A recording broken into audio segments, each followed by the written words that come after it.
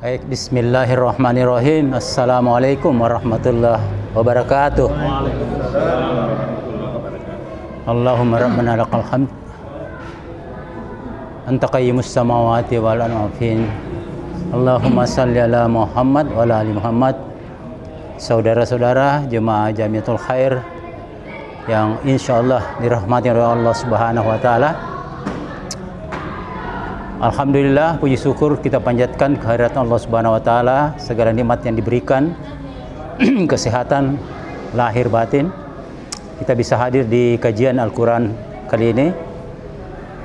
Kita akan bahas surah Al-Kahfi di ayat 32 sampai dengan 38. Ini menyangkut dengan apa yang kita dapatkan berupa nikmat Allah, itu adalah titipan-titipan Allah Subhanahu wa taala yang kadangkala ada orang yang tidak menyadarinya bahwa itu adalah titipan, sehingga timbul kesombongan-kesombongan di dalam pergaulannya sehari-hari. Mari kita bahas lebih lanjut lagi dalam tafsirnya berikut ini. A'udzu billahi minasy syaithanir rajim.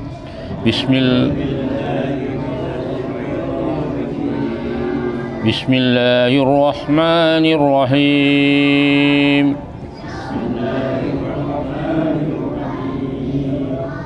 واضرب لهم مثلا رجلين جعلنا لأحدهما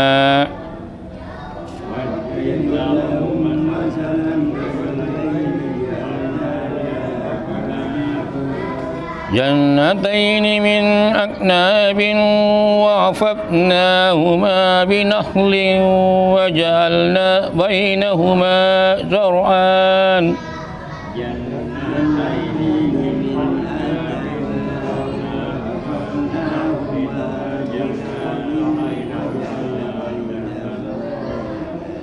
كلتا الجنتين آتت أكلها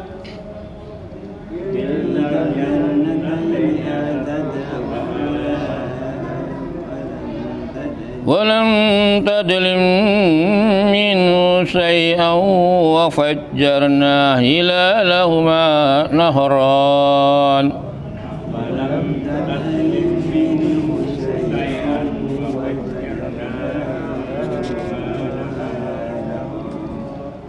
وكان له ثمر فقال لصاحبه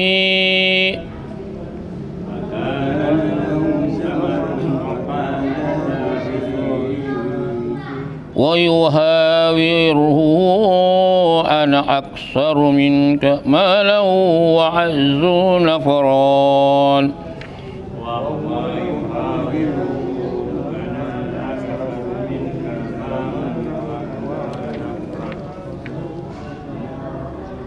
ودخل جنته وهو ظالم لنفسه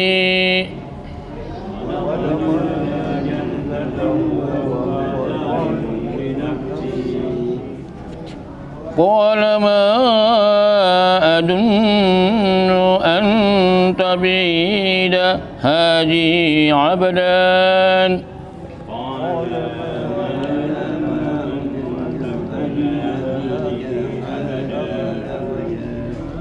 وما أظن الساعة قائمة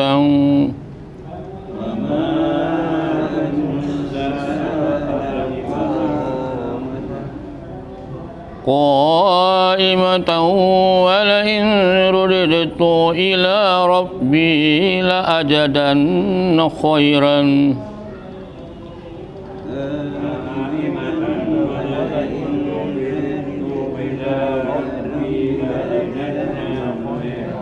خيرا منها منقلبا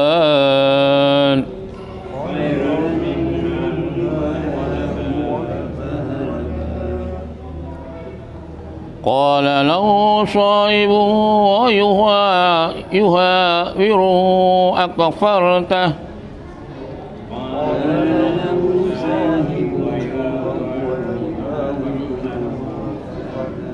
بالذي خلق من تراب ثم من نطفة ثم سواك رجلان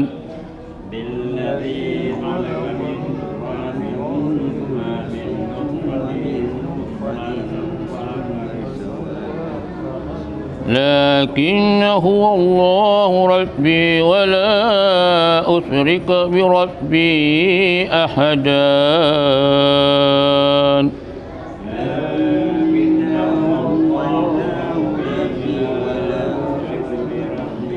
صدق الله العظيم. Assalamualaikum warahmatullahi wabarakatuh. Kita melanjutkan dengan kajian tafsiriyah. Artinya kalau tadi itu kita secara lafaziyah, sekarang ini tafsiriyah berkaitan dengan hal-hal yang terkait dengan tertulis itu.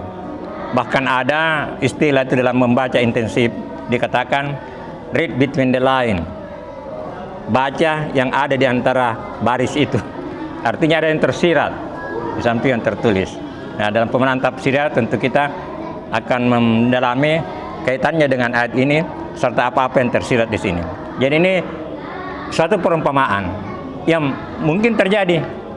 Dua sahabat, satu memiliki kebun yang indah, bagus, lengkap dengan pengairannya, pohon kurma, ya, pohon anggur, pohon kurma, dan ada tanaman lain. Dia rupanya bangga dengan itu dan menyampaikan kepada temannya bahwa dia memiliki harta kekayaan melebihi daripada kau. Saya juga memiliki golongan yang lebih kuat. Ya, ini. Dan dia tidak menyangka bahwa suatu saat kebun itu hancur atas kehendak Allah. Jadi ini akan menjadi pembelajaran bagi kita, karena kisah-kisah ataupun perumpamaan yang ada di Quran itu adalah pembelajaran untuk kita.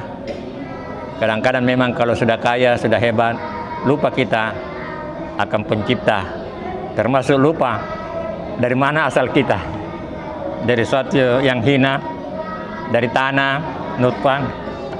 Nah, ini kadang-kadang kita lupa, ya.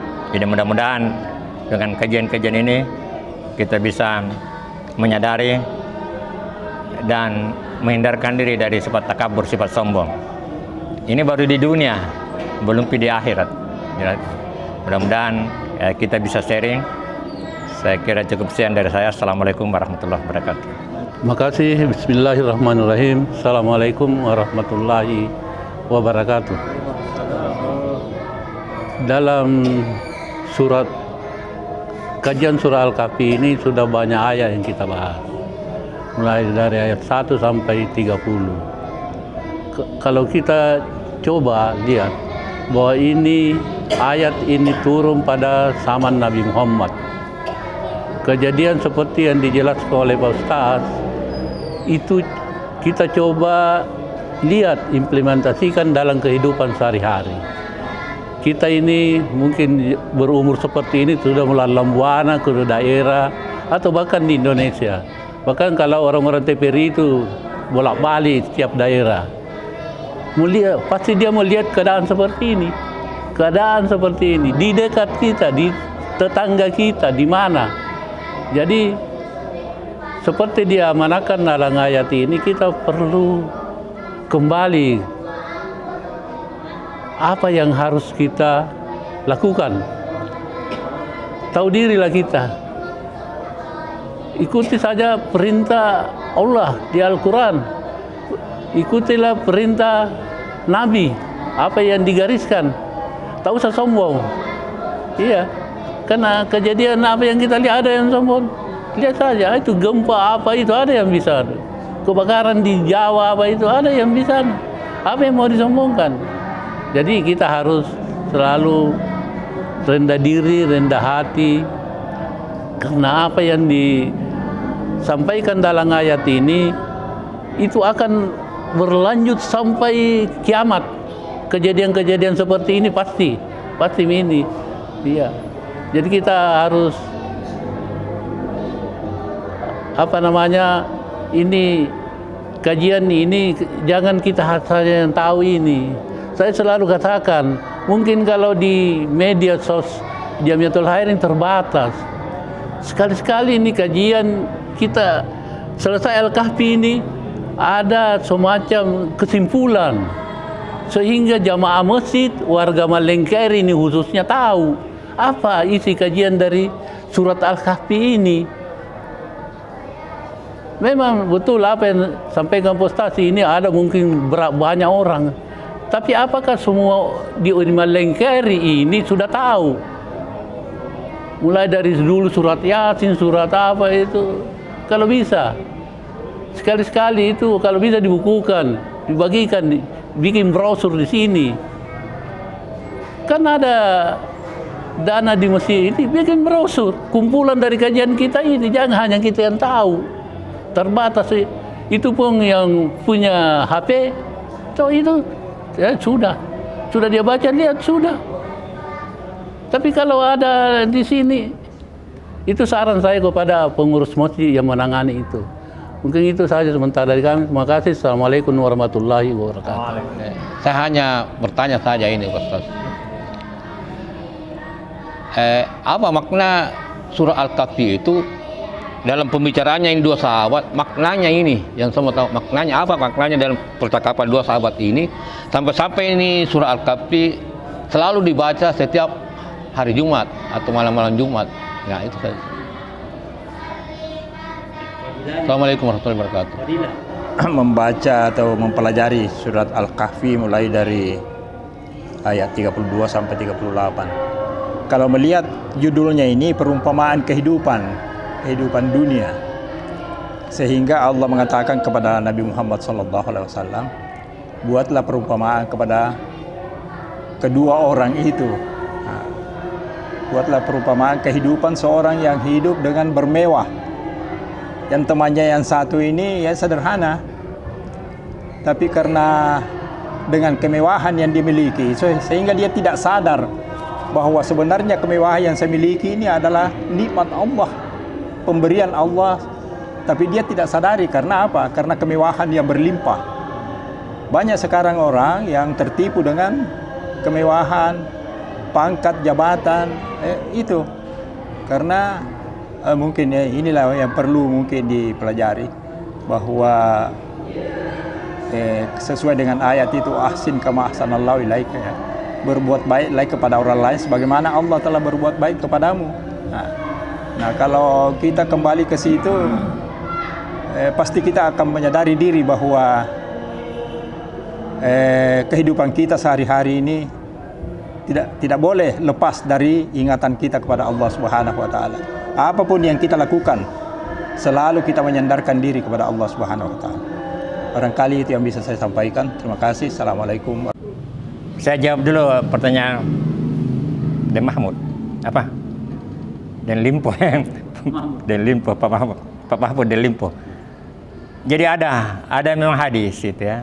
Saya tidak hafal teksnya, tapi memang dianjurkan untuk sering membaca surat Kahfi, surat Yasin. Ada beberapa surah memang yang dianjurkan, termasuk surat Kahfi. Karena di situ banyak hikmah. Banyak, ini ada kisah di sini, nanti kita akan dapatkan lagi beberapa kisah. Kisah pertama adalah tentang Kahfi yang tidur 300 tahun. Itu menunjukkan tentang bukti bahwa Tuhan berkuasa untuk membangkitkan. Itu satu contoh. Dan memang satu kisah luar biasa, karena ada di kitab-kitab suci lain juga. Nah, kemudian selanjutnya ini perumpamaan sifat-sifat manusia. Dan nanti ada lagi tentang Zulkarnain, seorang penguasa yang memiliki kekuatan, tapi dia adil dan berbuat kepada semua. Ya, jadi bukan penguasa yang senang. Jadi contoh-contoh. Kemudian ada lagi pertemuan antara Musa dan Khidir. Satu yang mengaku hebat, ternyata tidak apa-apa dibandingkan dengan Khidir. Nah ini nih. Jadi itu akan sangat menarik. Jadi memang banyak kisah-kisah menarik dalam Al-Kahfi dan banyak hikmah yang kita bisa ambil. Itulah sebabnya dianjurkan dan padilannya. Tapi semua ayat Al-Quran itu sebenarnya memiliki hikmah. Ya, jadi memang ada dasarnya. Kemudian Pak Asis, ya, itu jawaban juga kalian Pak Asis ya. Jadi memang banyak kisah. Ya, banyak kisah-kisah yang sangat bagus di sini Pak Asis. nanti kita akan setelah hatam surah Kahfi mungkin bisa kita akan lihat ya apa yang mendorong ini sampai surah Kahfi ini populer ya. Sekarang ini kan baru 2 kisah ya. Satu kisah tentang penguasa yang zalim dan bagaimana pemuda tidak melakukan perlawanan tapi justru menghindar dan diselamatkan oleh Allah. Sekarang percakapan antara 2 sahabat. Jadi nanti akan ada jawabannya nanti sahabat itu. Karena terjadi penyesalan dan sahabat ini mengingatkan. Kemudian akan sampai kepada kisah Zulkarnain. Zulkarnain ini sebenarnya hebat sekali. Banyak mengatakan dia Alexander the Great, tapi secara bukti sejarah bukan. Jauh sebelumnya lagi. Jauh sebelum Rasulullah Muhammad, itu kisah Zulkarnain, seorang penguasa yang berkeliling ke beberapa negara. Kemudian yang istimewa lagi itu kisahnya Khidir dengan Musa. Itu luar biasa itu kisahnya. Jadi insya Allah bertahap kita akan kaji. Mudah-mudahan kita mendapat hikmah dari itu. Ya, terima kasih. Di banyak ayat itu Allah selalu memperingatkan agar manusia ini menyadari diri. Karena banyak yang berlaku sombong apabila dia memiliki kelebihan-kelebihan dari yang lainnya. Oleh karena itu, di banyak ayat Allah memperingatkan bahwa manusia itu diciptakan dari setetes mani, ya. Ada juga di surat Yasin itu ya. Awalam yaral insanu anna halaknahu min nutfatin. Jadi setiap insan itu diciptakan dari setetes nutfah, ya. Nah, ini tujuannya agar supaya kita manusia ini menyadari diri dari mana sebenarnya kita diciptakan. Dari setetes mani itu lantas kita besar dan ini menjadi sombong. Itu peringatan Allah itu. Ya, dan kemana kita sesudah itu? Setelah kita di dunia ini kemana kita? Ini selalu diperingatkan di banyak ayat agar supaya manusia ini menyadari dirinya bahwa kita ini hamba Allah yang sebenarnya tidak punya apa-apa. Semua itu titipannya Allah dan setiap saat bisa diambil. Ya, setiap saat bisa diambil. Lihat saja kalau ada gempa itu ya, betapa rumah bersusun-susun itu tiba-tiba saja ambruk turun. Sekejap saja kalau Allah mau menghancurkan semuanya.